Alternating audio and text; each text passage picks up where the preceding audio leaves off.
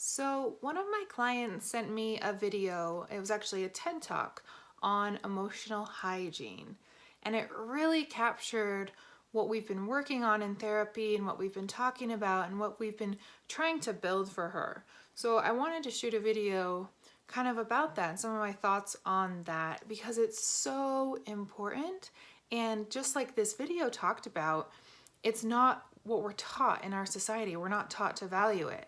So the really interesting thing that he talked about in this video was how, when a child falls, a kid falls and they maybe scrape their knee and there's nothing there, maybe there's a little something there, they know what to do, right? Maybe they go and they get a Band-Aid and they put it on their knee, or they kind of rub it, or they kiss it better, or, they know how to tend to their physical needs, right? We teach that. We value that. We think that's really important as a society, and kids learn that really young. They learn that right away. But what about our emotional needs? How do we teach our kids what to do when they're sad or when they're lonely? What do we teach them? And what do we do ourselves? And if we really examine that, the truth is we really suck at it, right? We suck at teaching it. We're really bad at teaching it. We're really bad at doing it ourselves. And that is so, so harmful. And that is one of the things that I work with almost every client on, is how do they cope with their issues? Everyone comes with their issues, whether it's depression or anxiety or trauma or pain or loneliness or heartbreak, whatever it is, they come with those issues and they're not coping with them well. And often they don't really have any healthy coping skills. Maybe they have a few, but not any that are really working well. Or maybe they've turned to kind of Band-Aid habits or really negative habits or addictions to try to manage that, and it's not working. And now they have a bigger problem on top of all the other pain because they have this addiction that's taken over their lives.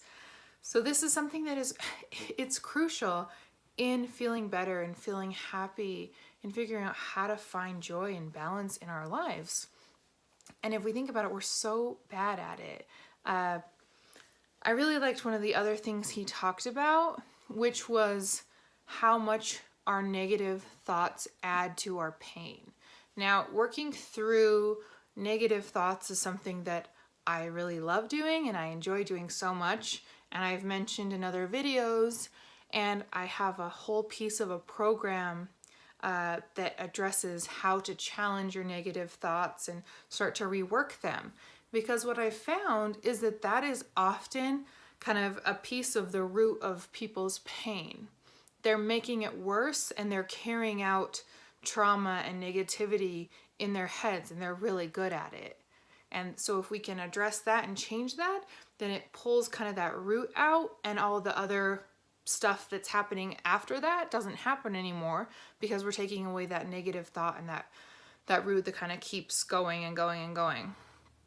And one way I see it is, a lot of people get really negative messages when they're young, whether that's from parents who weren't healthy, or that's from bullies, or that's from people who just weren't healthy and maybe even super abusive. They got really negative messages about themselves. And then as they grow up, they learn to carry those out, and they learn to carry those out really well. So the negative thoughts come up that, you can't do that. What's wrong with you? What are you thinking? Like, no one likes you. Don't try that. Don't put yourself out there. We're really, really mean to ourselves. And usually if I work through someone's response and I say, okay, how did you respond in your head to yourself? The thoughts are so negative and so awful. And then I say, okay, well, how would you respond to someone you love if they said that to you? And then all of a sudden the responses are so kind and accepting and forgiving and gentle, but they're not doing that to themselves at all, not even a little bit. So the way the guy on this TED Talk illustrated that was, you have a cut. So you get cut, you get sliced, you get hurt. What do you do? Just like the other example, what do you do? Usually you put a Band-Aid on it, you tend to it, you take care of it. Well, those negative thoughts that we have, that's like aggravating that wound. That's like pouring salt in the wound, right? Like the saying goes. That's like making it bigger on purpose, just like totally getting in there and making it worse and worse and worse. I'm already hurt, so I'm just gonna dig that out and just make it even more painful. Now, we never do that physically. Well, rarely we do that physically, right? But we do that emotionally so often. Those negative thoughts happen. Something happens, at work or school or with our partner, and it hurts us and it's painful. And then we walk away, and the negative thoughts that start circling are so mean and so harsh, and that just keeps aggravating that wound until we feel awful. Maybe we fall into a deeper depression, or we just have to check out for a while because we can't deal with it, or we quit something that we wanted to do. That's so painful. So I really want us to think about how we can better take care of ourselves, how we can develop more emotional hygiene, how can we respond more lovingly to ourselves and more kind, and really treat our emotions and our pain in the same way we would treat something else that happens, a physical ailment that comes up. Because it's just as important. Your emotions are just as important.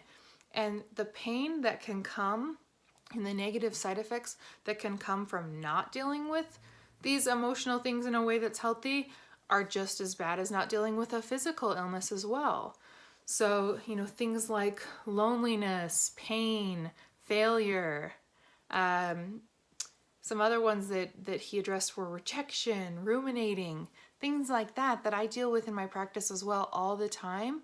Those things can be just as damaging as an illness that's left unattended to.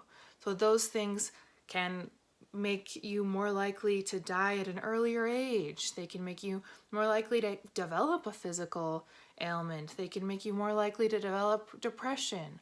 So if you're not dealing with those things in a healthy way and learning to cope in a healthy way, the side effects are real and they are huge.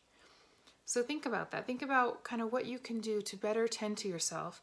And if you're not good at this and you haven't learned how to do it, like most people haven't, find ways to learn those things. Feel free to reach out to me and I can help support you in this and figure out ways to start attending to your emotions, because it's not just something that's optional and only those people do that or care about that. This is something that's going to impact you, whether you want it to or not. It's real. So addressing this will make a big difference in your life. So your challenge this week is to attend to yourself. Attend to your emotional hygiene like you would your physical hygiene, and find at least one thing that you can do for yourself that makes you feel better, makes you feel a little more connected, helps you work through that pain a little bit. And if you come up with any good ideas, please share. Or if you have any questions, again, reach out to me or feel free to comment.